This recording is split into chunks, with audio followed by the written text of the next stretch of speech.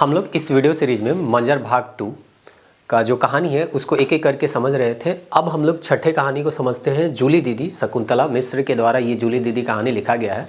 और अब तो आप लोगों का एग्ज़ाम डेट भी आ गया है, उत्पाद सिपाही का भी दे दिया गया है और क्षेत्रीय कार्यकर्ता का भी दिया गया है, जिसमें हम लोगों को मंजर भाग 2 पढ़ना है। झारखंड पुलिस है तो झारखंड पुलिस का पहले दौड़ वगैरह होगा, उसके बाद एग्ज़ाम होगा।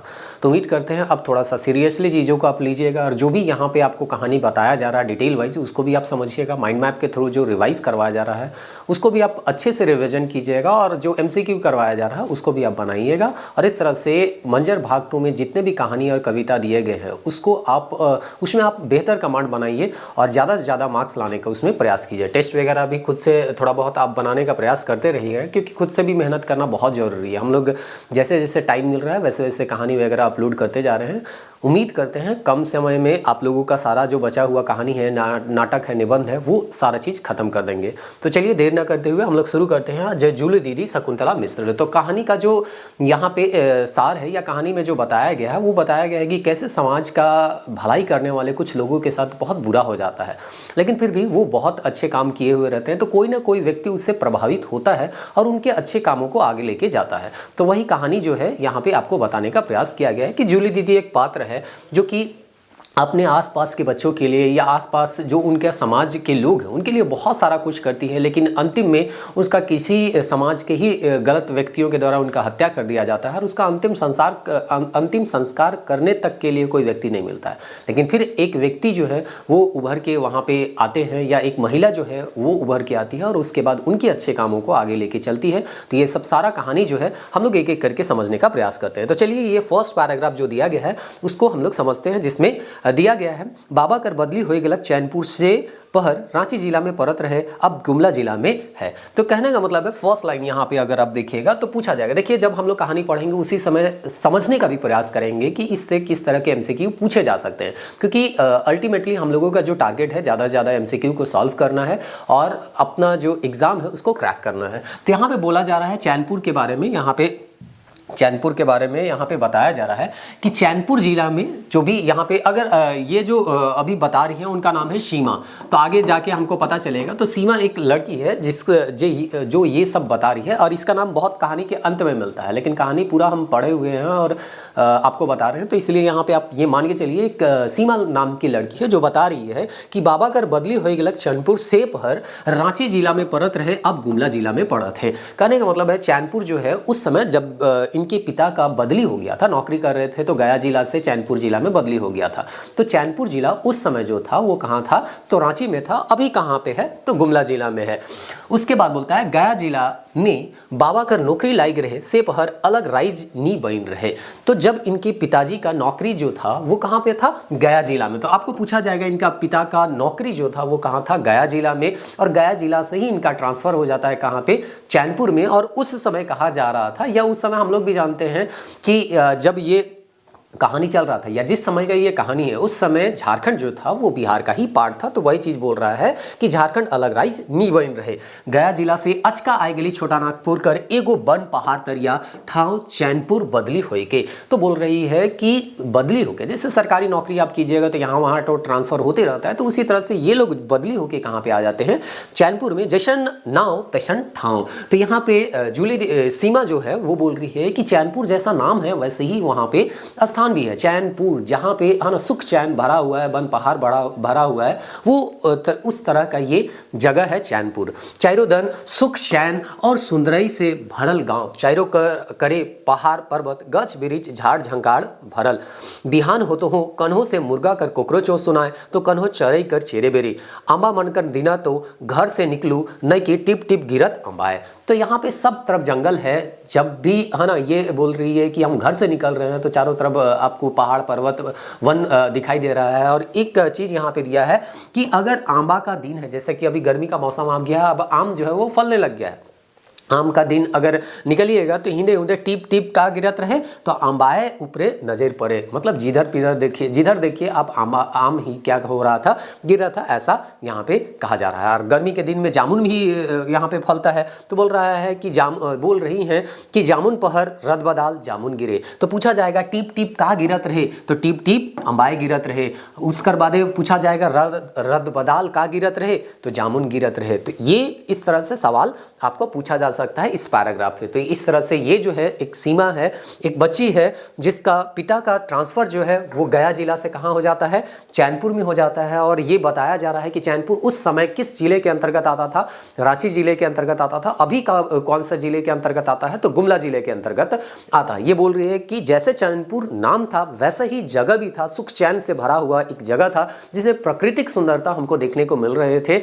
यहाँ पे आम के पेड़, जामुन के पेड़ जैसे फल भी देखने को मिल रहे थे, और वो जो आम और जामुन है वो गिर भी रहा था। तो आम किस तरह से गिर रहा था, यहाँ पे जैसे नागपुरी में सवाल पूछे जाते हैं उस हिसाब से अगर देखें तो ऐसे ही पूछा जाएगा। टिप टिप का गिरत रहे तो आंबाए गिरत रहे, और रदबदाल का गिरत रहे तो जामुन गिरत रहे। तो इस तरह से ये फर्स्ट पैराग्राफ जो है हम लोग समझे। अब देखिए जामुन जो गिरेगा तो उसको बच्चे लोग खाएंगे, और जामुन का रंग जो है कपड़ा में लग जाता है तो उससे गंदा भी होता है। तो माता पिता जो रहते हैं या उसके गार्जियन रहते हैं कभी कभी उसको डांटते भी हैं। तो वही चीज़ नेक्स्ट पैराग्राफ में देखने को मिलेगा। लेकिन बच्चा को कोई मतलब नहीं रहता है कि हमारा कपड़ा जो है वो गंदा हो रहा है कि क्या हो रहा है। तो बोलता है आंबाई ऊपरे नजर पड़े जामुन पहर रदबदाल जामुन गिरे। वो तो पिछला लाइन ही है, आंबा जामुन से जब मोए खोचाए में लानो तो माए तो खीसे मारे कुदाए मुदा आजी माए आगू में खड़ा हो जाए। तो पूछा जाएगा कि जब सीमा जब आम और जामुन को लेके अपना खोइछा, मतलब अपना कपड़ा का जो अथी रहता है उसमें वो लोग रखते हैं तो उसको खोइछा करके बोलते हैं। तो इस तरह से खोइछा में जब वो रखती थी जामुन तो उसका कपड़ा जो है वो गंदा हो जाता था। इसीलिए उसका माँ जो है वो खीसे यानी कि मारे के का करते रहे, कुदात रहे। तो मतलब गुस्सा से कपड़ा गंदा कर दे रही है बोल के उसको डांट रही थी, मारने के लिए कुदा रही थी। लेकिन उसका जो आजी माई थी वो उसको आगे में खड़ा हो जाती थी, आगू में का हो जाता रहे, खड़ा हो जाता रहे, रुके बचाते रहे। तो होता भी ऐसा ही है, माँ अगर पिटाई करती है तो दादी माँ जो है वो बच्चे को बचाती ही बचाती है। तो उस तरह से यहाँ पे दिया गया है। तो पूछा जाएगा कहानी में कि जब वो आंबा और जामुन के अपन खोचाई में रखत रहे सीमा, तब के मारे उके कुदात रहे, तो कर माए जे है मारे कुदात रहे, और के उके बचात रहे तो आजी माए उके बचात रहे। तले केकर मजाल जे हमरे छूतक, मतलब दादी अगर उसके सामने आ गई तो उसका किसी का मजाल नहीं होता है कि उसको छू सके। मोर छोटका भाई संजय तो कमीजे में आंबा जामुन के धैर्य लानत और आजी माए के बलिस्ता के नीचे लुकाए देवे। तो यहाँ पे पूछा जाएगा कि जो सीमा है जिसके बारे में अभी नाम नहीं मिला है, बोले हैं कहानी के अंत में पता चलेगा कि ये जो बता रही है ना वो सीमा बता रही है। तो ये जो है पूछा जाएगा सीमा का जो भाई का नाम था वो क्या था, संजय था। और संजय जो है आंबा जामुन को कहाँ लाता था, तो कमीज में धैर्य के लानत रहे और आजी माए कर बलिस्ता के नीचे लुकाए देवत रहे। तो इस तरह से यहाँ पे पूछा जाएगा सीमा किस में आंबा जामुन लाती थी, तो खोइछाए में लाती थी। ये है ना कहाँ पे लाता था, कमीज में लाता था, और इस तरह से बलिस्ता के नीचे छुपा देता था। आजी बेगर खिसाले सिखापन देवत रहे। तो दादी माँ थी वो बिना गुस्सा किए हुए उसको समझा रही थी, सिखापन देवत रहे यानी कि समझात रही। और समझा के क्या बोल रही थी, ऐसा ना कराचू सौ में चिना हो जाए, छोड़ाए के पारी आंबा जामुन कर दाग नहीं छूटी। तो उसका दादी समझा रही है कि ऐसा मत करो, ऐसा करने से कपड़ा में गंदा लग जाएगा, और कपड़ा में एक बार अगर इसका दाग लग गया तो फिर छूटेगा नहीं। तो इस तरह से ये बच्ची है जिसको ये पता नहीं हो कि यहाँ पे हम खाएंगे तो मेरा है ना मुंह खराब होगा कि कपड़ा खराब होगा। बस ये मस्ती में जो भी इसको दिख रहा है ये खेल रही है, कूद रही है, और सॉरी माफ़ कीजिएगा, तो ये जो है वो खा रही है। इसकी माँ जो है इसको गुस्सा से डांट रही है, मारने के लिए दौड़ा रही है, लेकिन दादी माँ इसको अच्छे से समझाने का प्रयास कर रही है। और इस तरह से यहाँ पे कहानी जो है आगे चल रहा है। चलिए अब नेक्स्ट पैराग्राफ की ओर चलते हैं और देखते हैं आगे क्या यहाँ पे बताया गया है। तो आगे देखते हैं, घर में रहे आजा बाबा, आजी माए और माए बाबा। तो अब फिर से सवाल पूछा जाएगा कि जो सीमा थी उसके घर में कौन कौन थे। तो यहाँ पे आजा बाबा मतलब उनके दादाजी थे, उसके बाद आजी माए जो उसको बचा रही थी, दादी थी उनकी, और उसके बाद माए बाबा थे यानी कि माता और पिता थे। तो इस तरह से यहाँ पे भाई बहन थे, यानी कि सीमा थी, उसके भाई का नाम था संजय, उनके एक दादाजी थे, एक दादी जी थी और माता और पिता थे। तो इस तरह से यहाँ पे टोटल फैमिली जो हो गया वो 6 मेंबर का हो गया, दादा दादी, माता पिता और 2 भाई बहन। और हमरे 2 जन भाई बहन आजी माए आजा आबा तो सिमडेगा में रहत रहे। तो पूछा जाएगा कि सीमा कर आजी आबा मन कहाँ रहत रहे। अभी चैनपुर में यहाँ पे ये लोग आ गए हैं ना ट्रांसफर होके, उम्मीद करते हैं कहानी जो है वो समझ में आ रहा होगा। तो चैनपुर में आ गया है। तो इससे पहले इनके दादी माँ लोग जो है वो कहाँ पे रहती थी, सिमडेगा में। तो देखिए नौकरी करने वाले इधर उधर चलते रहते, तो इनका जो जन्म स्थान था यानी कि मूल स्थान रहा होगा वो कहाँ रहा होगा, सिमडेगा। सिमडेगा से ये लोग जो है नौकरी करने के लिए चले गए होंगे गया, और गया से अब ट्रांसफर हो गया कहाँ, चैनपुर। तो ये चीज आपको याद रखना है। मुदा बाबा कर चैनपुर में बदली होल से आजी माए कर बेशी दिन चैनपुरे में बीते लायक रहे। तो इस तरह से अगर पिता का नौकरी जो है वो अब सिमडेगा के करीब चैनपुर में पहुंच गया है, तो माँ को वो क्या कर लेता है, अपने पास बुला लेता है। और इस तरह से जो सीमा के पिता की माँ थी यानी सीमा की दादी थी, उनका ज़्यादा जो समय है वो कहाँ पे गुजर रहा था, तो चैनपुर में ही गुजर रहा था। घर से बाहर निकली तो पूरन दादा और बसंत दादा और उमनकर संगी साथी मन भेटाए। तो जैसे बोलती है सीमा, घर से जैसे हम लोग बाहर निकलते हैं, तो गाँव में आप देखिएगा सब आस में ही लोग रहते हैं, एक जगह बैठ के बात विचार करते हैं। तो उस तरह से जैसे घर निकलते हैं तो वैसे कौन उनसे भेंट होता है, पूरन दादा और बसंत दादा लोग जो है अपने संगी साथी के साथ बैठल रहते थे। तो पूछा जाएगा कि सीमा कर घर कर बाहरे के मन बैठल रहत रहे, तो पूरन दादा और बसंत दादा कर के साथे उकर संगी मन सबकर जुमा हुए जूली दीदी कर अंगना कर कटहर गज कर चबूतरा ठीन। अब देखिए जूली दीदी जो कहानी का पात्र है या कहानी का शीर्षक है, वो उसका कहानी अब धीरे धीरे शुरू हो रहा है। तो ये जो पूरन दादा, बसंत दादा और उसके संगी साथी लोग थे, ये लोग कहाँ बैठे हुए थे, तो सीमा के घर के जस्ट बाहर एक क्या था, जूली दीदी का भी घर था और वहां पे कटहर गज था। तो पूछा जाएगा कौन सा गज था, कटहर गज था। वहीं पे एक चबूतरा बना हुआ था और उस चबूतरे में बेस बड़का बारी झारी रकम रकम कर गच बिरिच और फूल और फल कूदे कुदा गच तरे गिर के पटूर हुए ला। तो वही आसपास ये बैठा, मतलब आसपास जंगल था। चैनपुर शुरुआत में ही बताया गया था जंगल का इलाका था, प्राकृतिक सुंदरता वहाँ हम लोगों को देखने को मिल रहा था। और इस तरह से यहाँ पे बोला जा रहा है कि जैसे हम बाहर निकलते हैं, यानी सीमा जो है बाहर निकलती है तो जूली दीदी का घर दिखता है। जूली दीदी के घर के सामने था कटहर का पेड़ और वहीं पे चबूतरा बैठा हुआ था और वहीं पे पूरन दादा और बसंत दादा के संगी साथी मन यहाँ पे बैठा रहे। तो इस तरह से ये कटहल का पेड़ है, यहाँ पे एक चबूतरा जैसा स्थान बना हुआ है और यहाँ पे पूरन दादा एक जन का मान लीजिए, एक जन को यहाँ पे मान लीजिए किसको, बसंत दादा, और बाकी इन लोगों के संगी साथी जो है आपस में बैठ के यहाँ पे बात विचार गांव के कर रहे होंगे। तो इस तरह से कहानी जो है अब यहाँ पे चला गया। उम्मीद करते हैं कहानी समझ में आ रहा होगा। सबसे पहले यहाँ पे सीमा कहानी बताती है कि उनका ट्रांसफर जो है, उनके पिता का ट्रांसफर गया से कहाँ आ जाता है, चैनपुर आ जाता है। और चैनपुर जो पहले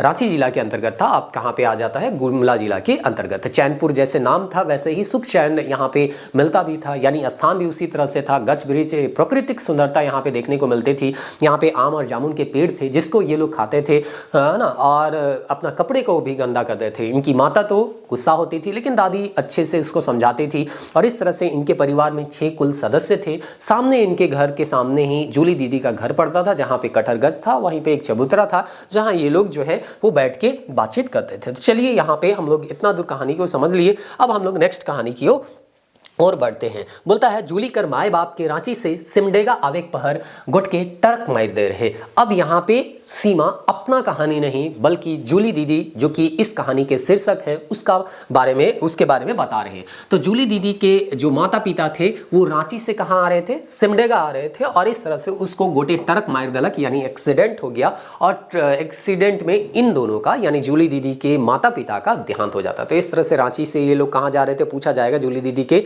पिता तो रांची से, पिता और माता रांची से कहाँ जा रहे थे, सिमडेगा। उसी समय यहाँ पे एक्सीडेंट हो जाता है और इसी एक्सीडेंट के दौरान इनकी मृत्यु हो जाती है। आगे देखते हैं। दुयो उहे ठीन ठौरे रह जाए रहे, कहने का मतलब वहीं पे उनका डेथ हो गया। जूली कर आजा सिमडेगा में मास्टर रहे। तो अब यहाँ पे बताया जा रहा है अब जूली के आजा। देखिए यहाँ पे पहले जो पैराग्राफ में बताया गया था वो सीमा के दादा दादी के बारे में बताया गया था। अब जो बताया जा रहा है वो जूली, जो कि फिर हम बता रहे हैं कहानी का जो शीर्षक है उसके बारे में बताया जा रहा है कि जूली दीदी के जो दादाजी थे वो सिमडेगा में क्या थे, मास्टर थे। बेटा पुतौ के सिमडेगा आवेक में दिक ना हुए सिले मोटरसाइकिल कीन दे रहे। तो पूछा जाएगा मोटरसाइकिल के कीन दे रहे हैं जूली दीदी कर माए बाप की, तो कर जे आजा रहे से उकर मोटरसाइकिल के किंडे रहे ताकि आने जाने में उसको किसी तरह का कोई परेशानी ना हो। लेकिन यही मोटरसाइकिल उनका मौत का कारण बन जाता है। मुदा यही मोटरसाइकिल उमन कर जीवन कर काल बन गेलक। उमन दुई गो बेटी छुआ रहे। तो जूली लोग जो है वो कितने लोग थे, 2 गो बहन थी, मतलब एक जूली दीदी खुद थी और एक उससे छोटी बहन थी। तो सीमा जो थे उसका परिवार अलग था, जूली दीदी का परिवार यहाँ पे अलग है। पहले पैराग्राफ में अभी जो हम लोग पढ़ रहे थे वो सीमा के बारे में पढ़ रहे थे, अभी जो पढ़ रहे हैं वो जूली दीदी के बारे में पढ़ रहे थे। इनका माता पिता जो है उनका देहांत हो जाता है। इनके घर में एक दादाजी थे जिनका नौकरी जो था सिमडेगा में मास्टर थे। उसके बाद ये लोग खुद 2 बहन थी, एक खुद और एक इनकी छोटी बहन। दुइयों के आजा हर ले आन रहे। तो आजा जो है उनको क्या कर लेते हैं, अब माता पिता का देहांत हो गया तो उनको जो है अपने पास इनके दादाजी ले आते हैं और पोषे लागले उकर आजा चैनपुर कर रहे वाला रहे। तो देखिए यहाँ पे होता क्या है, थोड़ा सा कंफ्यूजन। फर्स्ट वाला में देखिएगा तो उसके दादा दादी लोग जो सीमा के थे वो कहाँ के रहने वाले थे, सिमडेगा के। लेकिन बोला गया कि उनकी दादी का ज़्यादा समय जो है वो चैनपुर में गुजर रहा था। अब देखिए घटना तो यहीं का है ना, चैनपुर का ही।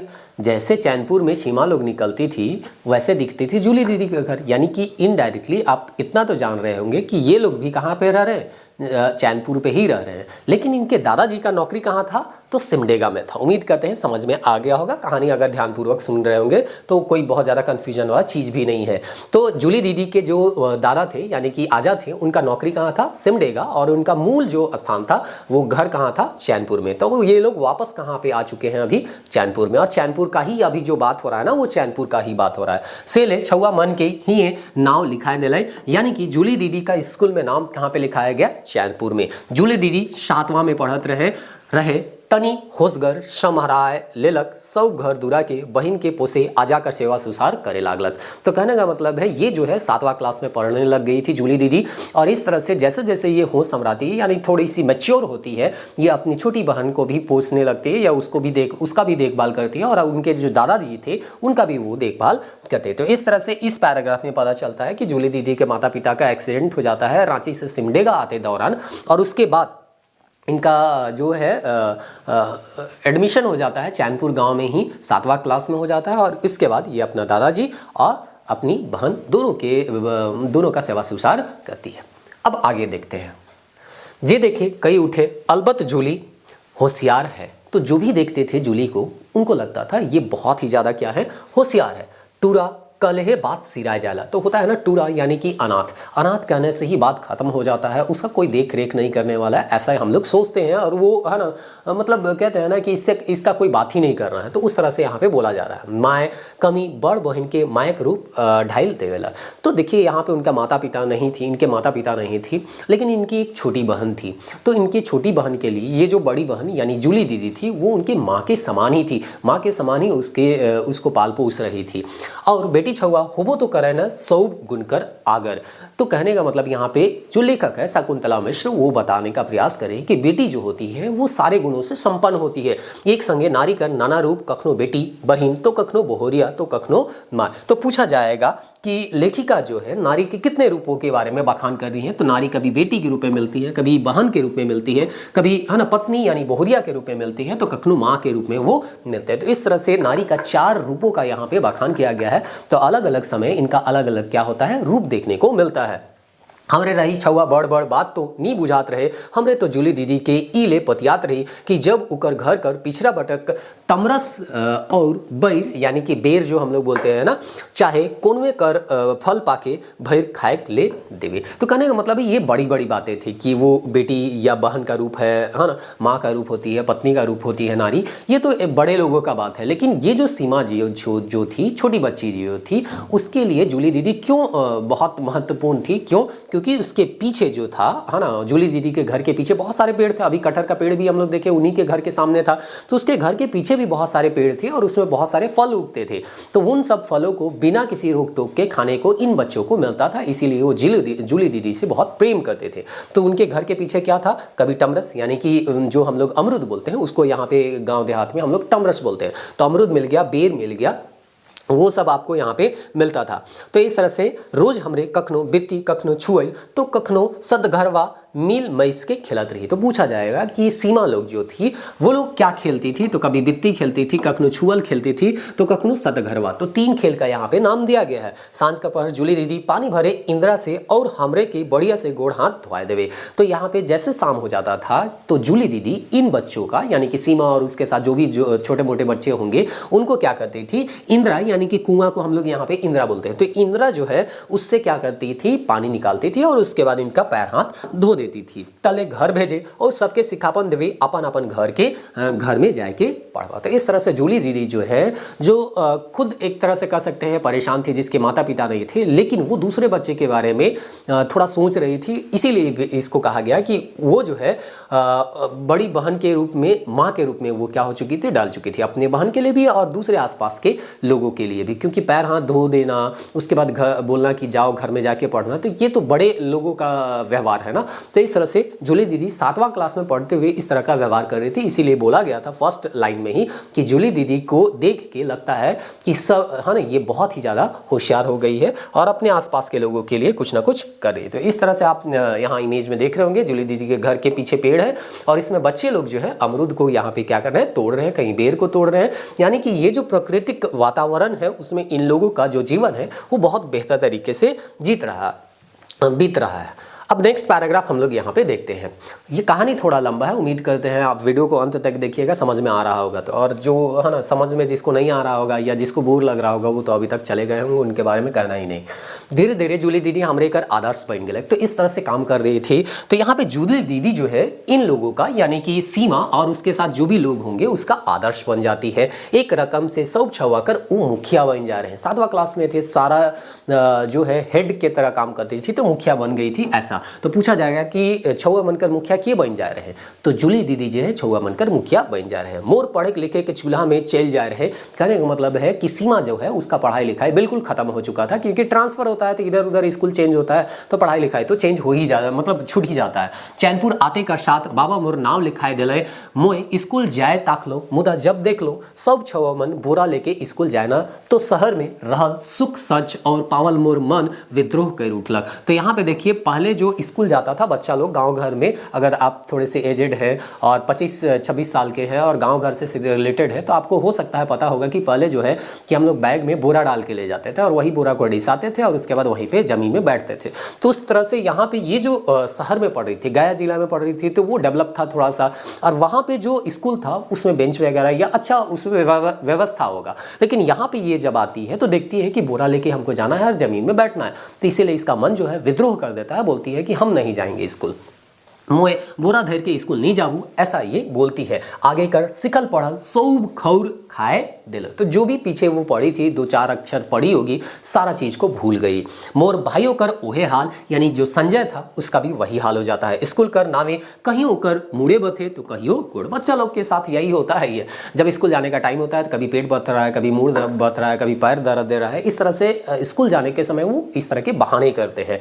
बाबा तो 1-2 चटकन दैयो ताक लाए, मुदा सौ बेकार। मतलब इनके पिता जो थे, सीमा के पिता जो कि जॉब करते थे, वो 2-4 थप्पड़ इसको मारते भी हैं, लेकिन फिर भी ये जाने के लिए तैयार नहीं होती है। यानी मार पिटाई से भी कुछ हुआ यहाँ पे नहीं। एक दिन जूली दीदी कहलक, अच्छा तो इसको तोहरे स्कूल नहीं जाएला, हमरे सब चल जाएला, तो तोहरे कने एकला मलर मुलुर हो चलाला। तो यहाँ पे सीमा जूली दीदी बोल रही है सीमा को कि हम लोग तो सब स्कूल चले जाते हैं, उस समय तुम लोग अकेले इधर उधर कहाँ घूम चलती है, मलर मुलुर कर रही है, मतलब यही है इधर उधर कहाँ घूम चल रही है। मोर मन में बात खुब गलक, आजू मैं ठीनक कहानी कथा सिरा जा रहे। तो सीमा जो है इसको बात को लग जाता है कि हम लोग हम सभी कोई जो है स्कूल जाते हैं और उस समय हम लोग इधर उधर घूम चलते हैं, तो उस समय तो वैसे भी फालतू का समय हम लोगों का बीतता है। और उस समय यानी दिन के समय इसकी दादी माँ जो थी, आजी जो थी, जो इसको बचा भी रही थी, याद है ना कि जामुन जब खा रहे थे तो आगे खड़ा हो जाती थी और बोली थी कि उसके आगे खड़ा हो जाने के बाद कोई किसी का हिम्मत नहीं है कि हमको मार सके। तो वो दादी माँ भी इसको दिन को कहानी नहीं बताती थी। बेरा बीते तो कैसे, तो इन लोगों को भी यानी सीमा को भी लगा आखिर टाइम बीते तो बीते कैसे। दादी माँ क्या बोलती थी उसको भी देख लीजिए। आजियो दिन में कहनी नी कहे खोजे कहे कहनी रात में सुने ना। तो इसका दादी माँ ऐसे बहाना बना देती है कि कहानी जो है वो दिन में नहीं सुनते हैं, रात में सुनते हैं। दिन के सुन ले चाहे आधा कहानी सुन ले, डहर बेड़ाए में। तो बच्चा को डरवाने के लिए इसलिए है ना कहा जाता है कि थोड़ा डरवाया जाता है ना, तो फिर दिन में काम कैसे करेगा अगर इन लोगों को कहानी सुनाया जाएगा। तो इसके दादी माँ बोल रही थी कि अगर दिन में कहानी सुनेंगी या आधा कहानी सुनने से हम लोग जो है वो रास्ता क्या हो जाते हैं, भूल जाते हैं। तो इस तरह से बच्चे को डरवाने के लिए इस तरह से बोला जा रहा था उनके दादी के द्वारा। एक दिन जूली दीदी आए कि मोर केस के कोई झाड़ देलक और मोर भाइयों कर मुंह कान के साफ सुथरा कर देलक। माय पूछलक आज स्कूल नहीं जाबे का जूली? जूली तपाक से कहलक इहो मन के लेते जाबू काकी, इमन लुगा फटा के देव। तो अब देखिए जूली दीदी जो है अपने स्कूल जा रही थी और साथ साथ एक दिन तो बोली भी कि तुम लोग घर में क्या करता है। अब इसको क्या कर दी, तैयार कर दी। और तैयार करने समय उसकी माँ यानी सीमा की माँ पूछ रही थी कि जूली को पूछ रही थी, ये जो जूली है इसको पूछ रही है कि तुमको स्कूल नहीं जाना है क्या? तो जूली बोल रही है कि नहीं, आज हम लोग हम जो है इसको यानी कि सीमा को और इसका जो भाई है संजय को उसको भी क्या करते जाएंगे, लेते जाएंगे। इसका जो ड्रेस है उसको आप दीजिए। तो इसका जो पिता थे यानी कि हम कह सकते हैं यहाँ पे ये जो सीमा है उसके पिता इसको मारते भी हैं, लेकिन फिर भी ये स्कूल जाने के लिए तैयार नहीं होती है। लेकिन जूली जो है वो प्यार से इसको समझाती है कि घर में रहने से कोई फ़ायदा नहीं है, कोई कहानी भी नहीं सुनाता है, हम लोग तो सब चले जाते हैं, अकेले क्या करेगी। तो इसके दिमाग में लग जाता है, इसको लगता है कि हम स्कूल जाएंगे तो वहाँ भी समय बीत जाएगा, आएंगे खेलेंगे कूदेंगे तो यहाँ भी समय बीत जाएगा। इस तरह से इसको तैयार करके ले जाती है। मतलब कोई कठिन कार्य हो तो उसको है ना डरा धमका के करना नहीं चाहिए, बल्कि प्यार से उसको समझा के करना चाहिए तो वो काम हो जाता है। और से दिन से स्कूल जाकर और हो गलक परीक्षा कर 2 महीना बाँचल रहे मुके लैज के 3रा क्लास में बहन हर से बैठा दिलक। तो इनकी बहन जो थी छोटी थी, यानी जूली दीदी की जो बहन थी वो छोटी थी, वो 3रा क्लास में पढ़ रही थी और जूली दीदी खुद जो है वो 7वां क्लास में पढ़ रही थी। तो इस तरह से ये तो पहले कहीं गया जिला में थी तो पढ़ी रही होगी, तो इसको ले जाके कहाँ पे बैठा दिया जाता है जूली दीदी के द्वारा, तो 3रा क्लास में। और ठीक 2 महीना के बाद जब ये स्कूल जाती है, ठीक 2 महीना के बाद एग्जाम भी होने वाला था। तो स्कूल जा जा बोल बोल के तो ये जा नहीं रही थी। तो इसका मतलब ये तो नहीं होगा ना कि उसका सेशन लेट हो जाएगा। हाँ, ये लेट से ज्वाइन की है तो हो सकता है कुछ पढ़ाई जो है इसका छूट गया होगा। तो यहाँ पे बोला जा रहा है जैसे ये 3rd क्लास में जाती है, वहाँ पे जाके बैठती है तो पता चलता है कि 2 महीना बाद में अब क्या है, एग्जाम भी है। मोए तो का जाइन कौन रीते रिटाए गेलो, पानी आवे की पखना गिरे, रौद मारे की गोड़ तब के स्कूल नागा नहीं कर सकत रहो। तो देखिए एक बार बच्चा जो है स्कूल नहीं जा रहा था और दूसरा बार जब वो जाना शुरू करता है तो इस तरह से जाता है कि चाहे कुछ भी हो जाए वो स्कूल जो है वो एब्सेंट नहीं करता है, स्कूल को नागा नहीं करता है। क्लास में ईशन नंबर ला लो कि मास्टरों मन मुके 2 क्लास डिगवा दिले। तो देखिए ये सवाल पढ़ रही होगी, गया में अगर थी तो वहाँ पे तो पढ़ाई कर रही होगी, ठीक है स्कूल नहीं जाते हैं, जा रही थी तो सारा चीज़ इसका गुड़ गोबर हो गया था। लेकिन जैसे स्कूल जाना शुरू करती है, बचे हुए 2 महीना में अच्छे से पढ़ती है और अच्छे से पढ़ के इतना अच्छा नंबर लाती है कि इसको 2 क्लास क्या कर दिया जाता है, डिगवा दिया जाता है। तो और इस तरह से इसका पढ़ाई जो है आगे चलता है। तो इस तरह से यहाँ पे हम लोग देखते हैं तेज थी लेकिन माहौल उस तरह से नहीं मिल रहा था, इसलिए वो स्कूल नहीं जा पा रही थी। अब नेक्स्ट पैराग्राफ की ओर आगे बढ़ते हैं और देखते हैं क्या दिया गया है। तो सांझ के पहर खेल पढ़े में मन तो रमलक मुदा खेल को नहीं छुटलक। तो जूली दीदी यहाँ पे सीमा जो है वो बोल रही है कि हमको पढ़ने में मन तो लगा लेकिन खेलना भी नहीं छूटा। सांझ पहर खेलल बादे सब छवा जूली दीदी के अपन घरे पढ़ाए, जूली दीदी अपन घरे पढ़ाए। मतलब बच्चा जो है वो खेलते थे शाम को और शाम को खेलने के बाद जूली दीदी के घर में वो क्या करते थे, पढ़ने के लिए जाते थे। आस पड़ोस कर कहे जूली तो मास्टरीन बन गए। तो इस तरह से होता है ना कि जब माता पिता का कभी कभी साया अगर छूट जाता है तो वो लोग मैच्योर हो जाते हैं और सारा काम खुद से करने लग जाते हैं। खुद भी पढ़ रही है, आस पड़ोस के लोगों को भी ये क्या कर रही है, पढ़ा रही है। तो इसलिए यहाँ पे कहा जा रहा है कि इनको लोग जो है वो मास्टरीन भी कर रहे हैं। और वैसे भी हम लोग देखे थे मुखिया की तरफ ये काम भी कर रही थी। अब जूली दीदी की तब स्कूल दोसर कोनो नहीं दिसे, यानी कि अब जूली दीदी की तब स्कूल दोसर नहीं दिखे। सीमा को बोल रही है कि जूली दीदी और स्कूल यही चीज में हम रम गए पूरा जीवन। ज्ञान कर समुंदर ईशन की जितना डुबकी लगाव उतने मोती पावक। तो ज्ञान एक समुंदर है, आप जितना पढ़िएगा उतना ही सारा चीज जानने को आपको मिलेगा। वही चीज बोल रहे हैं, एक समुंदर की जैसा है, जितना ज्यादा आप गहरा डुबकी लगाइएगा उतना ही मोती आपको मिलते जाएगा। जूली दीदी बन राइज कर पहाड़ तरिया में गांव शिक्षा कर ईसन घनगर बुदा रोपलक कि तवकल धरती शहियाए गलक। तो देखिए गांव घर में पढ़ाई का माहौल नहीं रहता है, उस जगह में ये जाती है और अपने बुरे परिस्थिति में लोगों को समझाती है और समझा के उसको पढ़ाने में ही लगती है। तो कहा जाता है ना कि धूप में एक बड़े पेड़ के जैसा ये उभर के आती है जो कि उस आसपास की जमीन को छाया प्रदान करता है। मतलब जहां पढ़ाई लिखाई का बिल्कुल माहौल नहीं था वहां पढ़ाई लिखाई का एक माहौल जनरेट कर देती है कौन, जूली दीदी। तो इस तरह से यहाँ पे ये जूली दीदी है और गाँव के आसपास के जितने बच्चे हैं उसको ये क्या कर दिया रही है, पढ़ा रही है और समझा रही है कि कैसे पढ़ाई का महत्व जो है वो जीवन में बहुत ज़्यादा है। चलिए आगे हम लोग यहाँ पे देखते हैं कि क्या घटनाक्रम अब चलता है। नौकरी ईशन की एक थीन आदमी बैठ नहीं सकेला। तो हम लोग जानते हैं सरकारी नौकरी में जो है वो ट्रांसफर होते रहता है, रिटायर करत तक परदेशियों बनल रहेला। कहने का मतलब है जब तक रिटायर ना हो एक जगह से दूसरे जगह हम लोग क्या होते रहते हैं, परदेशी बनते रहते हैं। कभी चैनपुर तो कभी गुमला तो कभी रांची तो कभी क्या सिमडेगा, इधर उधर चलते रहते हैं। मुश्किल से नवा ठाव में नाता जोड़ेला, मुदा बदली कर कैंची ईसन चलेला कि एके धाव सौंप के काट देवेला। तो जैसे हम लोग ट्रांसफर होके जो नौकरी करते हैं वो लोग बहुत अच्छे से रिलेट कर पाएंगे कि जैसे वो नया जगह जाते हैं, कुछ लोगों से संपर्क करते हैं, थोड़ा सा आपस में मन वगैरह मिलता है उनके साथ और पता चलता है कुछ सालों के बाद फिर से ट्रांसफर हो गया, मतलब फिर से नया जगह। तो इस तरह से यहाँ पे बोलता है कि मुश्किल से नवा ठाव में नाता जोड़ेला, और जैसे नाता यहाँ पे जुड़ता है वैसे ही बदली का कैंची यानी ट्रांसफर का कैंची चल जाता है और उसके बाद फिर से उन लोगों को दूसरे जगह जाना पड़ता है। तो यही होता है सीमा के साथ भी। वो चैनपुर में अपने आप को जोड़ लेती है लेकिन पता चलता है उनके पिता का फिर से ट्रांसफर हो जाता है। ट्रांसफर कहाँ होता है, तो इस बार रांची जिला होता है। तो इस तरह से चैनपुर से ये लोग कहाँ पे आ गए, रांची। बाबा कर बदली रांची में हो गलक, मैं मैट्रिक पास कर चुक रहो। तो मैट्रिक जो है वो क्या कर ली थी, पास कर चुकी थी। आगे कहाँ पढ़ूं सैकड़ों चिंता रहे, बदली होल से एहो दूर हो गलक। तो गांव में याद रखिएगा सीमा कितने तक पढ़ाई कर चुकी थी, तो मैट्रिक तक जो है वो पढ़ाई कर चुके थे। वैसे भी 2 क्लास उसको डिगवा दिया गया था। हमरे रांची चल आली, धीरे धीरे जूली दीदी कर याद में मध्यम परेक लागलक। तो जगह अगर छोड़ दीजिएगा तो वहाँ के लोगों का याद भी थोड़ा थोड़ा मध्यम होने लग जाता है। आगे बोलता है बेदा गुजरते गिलक समय बीतता गया, मोय बरियातू कर मेडिकल कॉलेज में डॉक्टरी पास कर ले लो। तो इस तरह से मैट्रिक पास करके वो गांव से निकलती है। बाद में RIMS Rajendra institute of medical science में वो क्या करती है, मेडिकल करती है और इस तरह से मेडिकल यहाँ से पास करके वो निकल जाती है। तो इस तरह से मैट्रिक के बाद वो मेडिकल करती है, डॉक्टरी का पढ़ाई करती है। आगे देखिए क्या होता है। आसाम में काम करे वाला पुलिस अफसर जे रांची कर रहे वाला रहे। तो अब देखिए इनका विवाह हो जाएगा। यहाँ पे आप देख भी रहे होंगे, यहाँ पे विवाह हो रहा है, डॉक्टरी का पढ़ाई करती है। उसके बाद सीमा का विवाह हो जाता है। विवाह किससे होता है, तो आसाम में काम करने वाला। तो ये जो पुलिस अफसर थे वो आसाम में यानी असम में काम कर रहे थे, लेकिन मूलतः ये कहाँ के रहने वाले थे, रांची के ही रहने वाले थे। सिकर से मोर बियाह हो गलक, मोय आसाम चल गलो। संजोग ऐसन कि आसाम कर गुटके सरकारी अस्पताल में डॉक्टर ले विज्ञापन निकलक, तो मोय फॉर्म भर लो। तो इनका विवाह हो गया और आसाम चले गए क्योंकि इनके पति का काम जो था वो कहाँ पे था, आसाम में। लेकिन वहीं के डॉक्टरी जो सरकारी अस्पताल है वहाँ पे एक वैकेंसी आता है तो फॉर्म भरती है और उसके बाद उसका जॉब भी वहाँ पे हो जाता है। यानी कि दोनों अब जॉब में है, यानी कि वो जो पुलिस है उनके पति वो भी, और जो सीमा थी जो आसाम शादी करके गई थी उनका भी वहाँ पे नौकरी हो जाता है। मोर नौकरी लाइक गेलक, आज पाछे प्रमोशन पाए के मोय सिविल सर्जन बन गलक। तो इस तरह से धीरे धीरे ये जो है प्रमोशन पाते पाते क्या बन जाती है, सिविल सर्जन। तो पूछा जाएगा कि सीमा जो है वो कहाँ पे नौकरी कर रही थी, तो असम में कर रही थी। और उसके बाद वहाँ पे पूछा जाएगा असम में नौकरी करते करते वो कौन से पद प्राप्त कर चुकी थी, तो सिविल सर्जन का वो पद जो है वो प्राप्त कर चुकी थी। अब देखिए कहानी आगे क्या।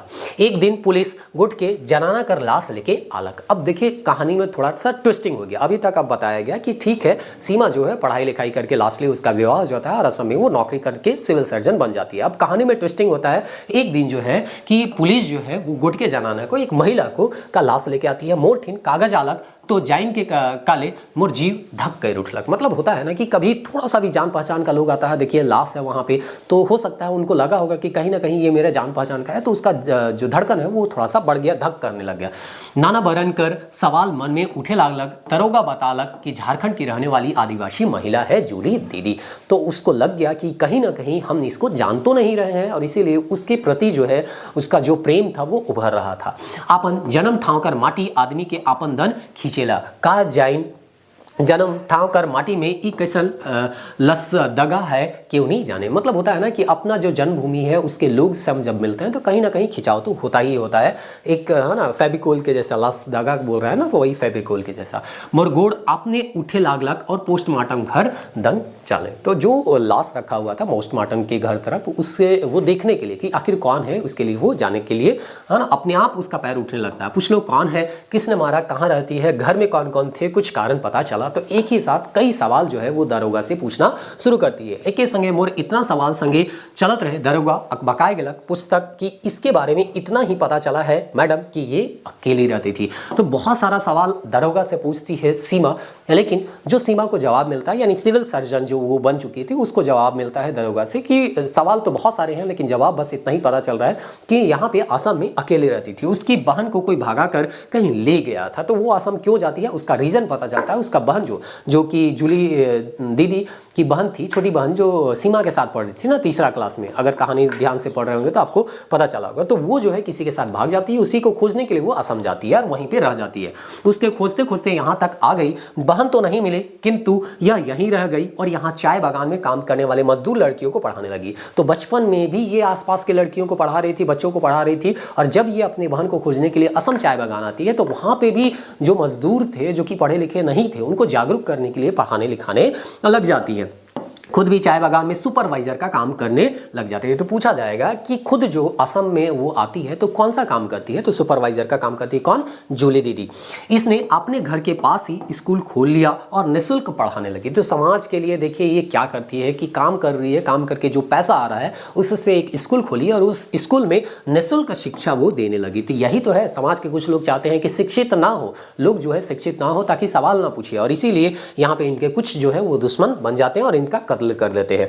कल रात इसे किसी ने घर ही चाकू गोद कर मार डाला, अब सवाल है बॉडी किसे सौंपे। तो यहाँ पे दरोगा जी बोल रहे हैं कि इस तरह से ये कर रही थी, निःशुल्क शिक्षा दे रही थी, लेकिन कल इसको रात को किसी ने चाकू मार दिया और इसका हत्या हो गया। अब यहाँ समझ में नहीं आ रहा है इसका बॉडी जो है वो किसको सौंपे। तो समाज के लिए जो अपना जीवन समर्पित कर दिए उसका बॉडी कौन ले ये भी हमको पता नहीं चल रहा है या दरोगा को पता नहीं चल रहा है। तो इस तरह से बुरा स्थिति हो जाता है कभी कभी समाज के लिए काम करने वाले लोगों का। मोय पहुँच गेलो पोस्टमार्टम घर ठीन काजिन कौन ईसन शक्ति रहे जे मुके चोचैन के लेजत रहे नाम का पता चला। तो यहाँ पे एक होता है ना अपना लगाव था, इसीलिए वो ना चाहते हुए भी सिविल सर्जन है फिर भी वो क्या कर रही है पोस्टमार्टम घर तरफ दौड़े चले जा रही है। पता नहीं क्या चीज़ जो है उसको खींच रहा है ऐसा वो बोल रही है। और उसके बाद बोली कि कुछ नाम पता चला, तो यहाँ दरोगा फिर बोलते हैं जूली माला खलको। अब इसका पूरा नाम पता चलता है, जो जूली दीदी हम लोग बोल रहे हैं ना उसका पूरा नाम क्या था, जूली माला खलको। तब उसको तो कंफर्म हो गया कि हाँ ये वही है जिसके बारे में हम सोच रहे थे। जा जा जूली लास्ट हिन जाए के मोय उकर मुँह के उघरा लो हाय का हो गिलक एक बारगी चिकर उठ लो उमर कर कोनो खास असर जूली दीदी ऊपरे नहीं पड़ रहे। मतलब बहुत ज़्यादा वृद्ध नहीं थी और उनका जो चेहरा था वो स्पष्ट वो पहचान पा रही थी। ओहे सुगा तेर लाल लाल नान ओठ धारदार नाक कोमल काचा काया लहर लाल रंगक पायर वाला फिट चरका साड़ी सांवर सुदा मुदा सुंदरई कर मूर्ति सांवली थी लेकिन सुंदर थी। आइज दागा दई रहे मोर आँख कर ढरकत लोर। तो जैसे अपने पहचान का व्यक्ति की कोई भी देखेगा तो आंसू तो आना ही है। तो सिविल सर्जन में आप हैं या कोई भी बड़े पद में है लेकिन आपका कोई अपना है तो आंसू तो आएगा ही आएगा। तो वही चीज़ बोलते हैं कि इसका जो है ना जो लोर है वो क्या हो रही है आँख को और दागा दे के वो ढरकत है यानी कि छू रहा है पद कर गरिमा के बिसर के। तो इस तरह से ये जो है बड़े पद में है लेकिन फिर भी यहाँ पे देखिए अपने जो सगे हैं उसको देख के वो क्या कर रही है रोने लग जा रही है। ईसन बात रहे कि थमेक नाव नहीं रहे, मतलब जो है वो उनका जो आंसू आ रहा था वो थम नहीं रहा था। इसे आप पहचानती है मैडम। अब दरोगा देखिए कह रहा है कि उसके सामने सिविल सर्जन रो रही है तो उसको बोलता है, दरोगा को लगता है कि ये जो है इसके जान पहचान की है। तब दरोगा पूछता है कि इसे आप पहचानती है मैडम। दरोगा अकबकाय के मुके दिखत रहे, हाँ मोर नरटी सुख गलक छाती ददक उठलक मोर आंसू जे कंचन दे रहे उ जूली दीदी कर रहे हजारों के पहचान दियायक वाला आइज लवारिस लाश के रूप में पड़ल रहे। तो जूली दीदी जिसका जो हजारों को पहचान दिलाती है पढ़ा लिखा के वो लोगों को एक काबिल इंसान बना रही थी, आज उसको पहचानने वाला कोई नहीं है ऐसा वो सोच रही है।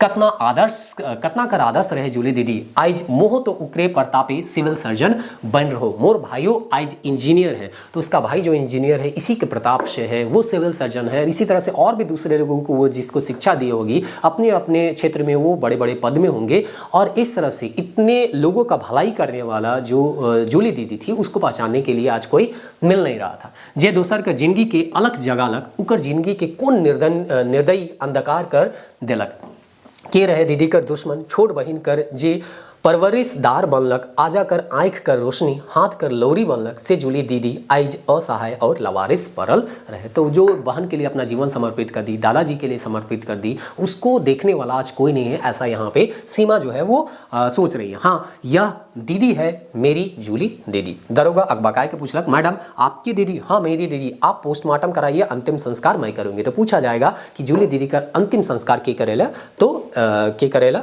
या सीमा करेला। मोए परायण कर ले लो, दीदी कर अपराधी के जरूर सजाए दिवा। अब देखिए, इनको पढ़ा लिखा के सिविल सर्जन बनाए हैं, इनके पति पुलिस है, तो ये तो प्रण करेगी ही ना कि इनके जो हत्यारे हैं उसको हम पकड़वाएंगे। मोए बुझ जाए रहूँ कि दीदी कर गतर में वही मंशूरा भोई खोबे, जे मन नी चाहे ना कि मजदूर और गरीब जागें, पढ़े लिखे और जागरूक हुए। तो यहाँ अभी भी देख लीजिए कि लोग या जो भी ऊँचे पद में है, बहुत सारे लोग ऐसे होते हैं कि वो चाहते ही नहीं कि आप सही तरीके से पढ़ाई लिखाई करें, क्योंकि सही तरीके से अगर पढ़ाई लिखाई कीजिएगा तो उनसे जवाब मांगिएगा तो वो जवाब देने के लिए तैयार नहीं है। तो उसी तरह से यहाँ पे भी है, बहुत सारे लोग चाहते थे कि मजदूर जो है वो गरीब के गरीब ही रहे और वहाँ पे उनका पढ़ाई लिखाई ना हो, यानी उनका उत्थान ना हो, ताकि उससे जो है हम मजदूरी ही कराते रहे। जूली दीदी कर सपना के मोय पूरा करबू, जूली दीदी मसीरा रहे बलिदान हो गेलक, मोय उकर क्रूस कर बोझ के उठावे करबो और मोय नी हारबो। मतलब जो वो तकलीफ लेके चल रही थी, ईसा मसीह जो क्रूस था ना, वो तकलीफ का संकेत है, तो वो तकलीफ लेके जो चली थी उसको हम आगे बढ़ाएंगे और उनका जो काम है उसको रुकने नहीं देंगे। यह एक नहीं अनठिकाने जूली दीदी तैयार करबो। तो बोला गया इनके द्वारा, यह सीमा सोच रही है कि भले एक जूली दीदी का यहाँ पे हत्या कर दिया गया, लेकिन एक नहीं हम हजारों जूली दीदी जो है वो खड़ा कर देंगे। और तब से मैं रोज जाऊँ ना दीदी कर स्कूल। तो दीदी जो है यहाँ पे मजदूरों के लिए जो स्कूल खोली थी जूली दीदी, वही स्कूल जाने लग गई। कौन? तो अब सीमा जाने लग गई। यह तर मोर 7 धाम और शक्ति धाम है के। तो पूछा जाएगा है ना, शक्ति धाम और शक्ति धाम है के, यहाँ पे शांति धाम है ना, शांति होगा ना, यहाँ शांति धाम और शक्ति धाम। तो पूछा जाएगा कि सीमा ले शांति धाम और शक्ति धाम के तो जूली दीदी कर जे स्कूल रहे से है के।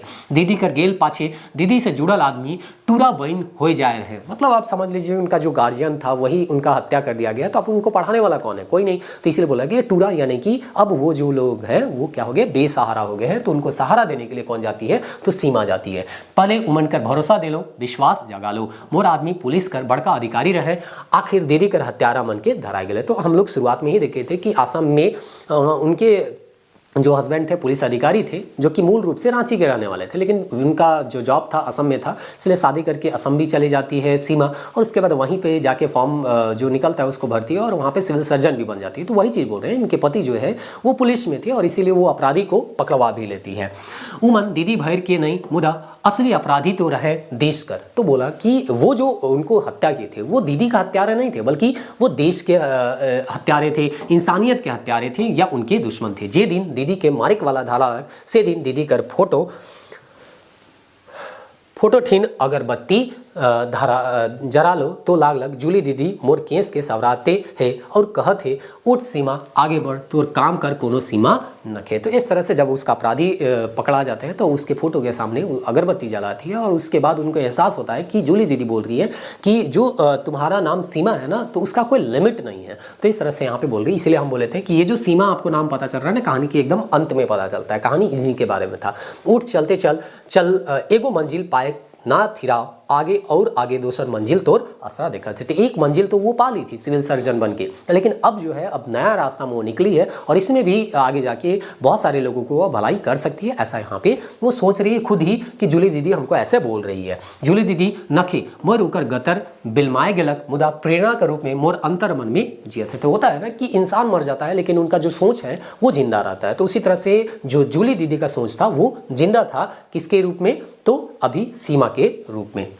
आइज अमर हुए वाला मटे वाला नहीं है, मोय अपन पति से सलाह विचार कर लूँ, ऊ बुझे ना मोर भावना के, और सही माने में हम सफर तो ओहे होएला जे अपन संग चलैया कर हर क्षण हर डेक साथ देवे उकर हिठेक ले डहर बनाए। तो यही चीज़ यहाँ पे बताया जा रहा है। वो समझा रही थी कि हम जॉब छोड़ के अब यहाँ पे स्कूल में चले जाएंगे, तो उनका पति जो है वो समझते भी है और वही चीज़ को वो समझाती है कि जीवन साथी वही होता है जो हर क्षण आपके साथ खड़ा रहता है, हर चीज़ को वो क्या करता है समझता है। मोय नौकरी छोड़ के दीदी कर स्कूल चलाए ठाइन ले लो। मोय जूली दीदी जोन घर में रहत रहे सिके लीज में ले लो, अपन जमा पूंजी लगा दे लो। तो जो जूली दीदी जिस घर में रहती थी उसको वो खरीद लेती है और जिस स्कूल में वो पढ़ा रही थी या शुरू की थी उस स्कूल में वो पढ़ाना शुरू करती है। अपन जमा पूंजी लगा दे लो, सब कुछ नेचावर करके अपन सिया भूया कर भूमिपूत मान स्वाभिमान कर बचाइस और उमन कर हक दिवाई के ले चल पड़ लो उ डहर में जे काटा खूटी से भरल है। तो देखिए इसी रास्ता में जाके उनका हत्या भी हो जाता है, लेकिन फिर भी वही रास्ता में जाती है सीमा। जाना तो गोड़ में काटा गड़ी आदमी मनकर मारल बान मोर करेजा के बिनी मुदा कर्तव्य कर बलि बेदी में निछावर हुए ले जोन डेग आगे बढ़े से पाछे नहीं गिरे। बोल रही है तकलीफ बहुत ज़्यादा है, लेकिन फिर भी हम एक बार अगर कदम आगे बढ़ा चुके हैं तो पीछे नहीं जाने वाले हैं। जूली दीदी कर माथ ऊंच रहे ऊंचे रहे। तो इस तरह से बोल रही है कि जूली दीदी का जो माथा जो था ऊंचा था वो ऊंचा ही रहेगा, क्योंकि वो गर्व से कह सकती थी कि हम अपना पूरा जीवन जो है वो लोगों के लिए समर्पित कर दिए। तो इस तरह से ये जूली दीदी का स्कूल है और यही स्कूल में कौन चले जाती है, सीमा। और बाकी जो बच्चे लोग अनाथ हो चुके थे जूली दीदी के बिना, उन बच्चों को वो क्या करती है, शिक्षा देती है, उन मजदूरों को वहाँ पे शिक्षा देगी और उसके काम को आगे बढ़ाएगी। इसीलिए हम कहे थे कि कभी कभी हम समाज में काम करते हैं तो उसका सही परिणाम हम लोगों को नहीं मिलता है, लेकिन कहीं ना कहीं कोई ना कोई व्यक्ति पे उसका प्रभाव पड़ेगा और आपके कामों को आगे लेके चलेंगे या आपके कामों को वो समझेंगे। तो यही चीज़ इस कहानी में आपको बताया गया था शकुंतला मिश्र के द्वारा। अब नेक्स्ट हम लोग यहाँ पे इसका माइंड मैप देखेंगे, MCQ देखेंगे और उसके बाद जो अगला कहानी है बाजरी तो बुझली, उसको हम लोग यहाँ पे समझने का प्रयास करेंगे। उम्मीद करते हैं कहानी जो है आपको अच्छे से समझ में आ गया होगा।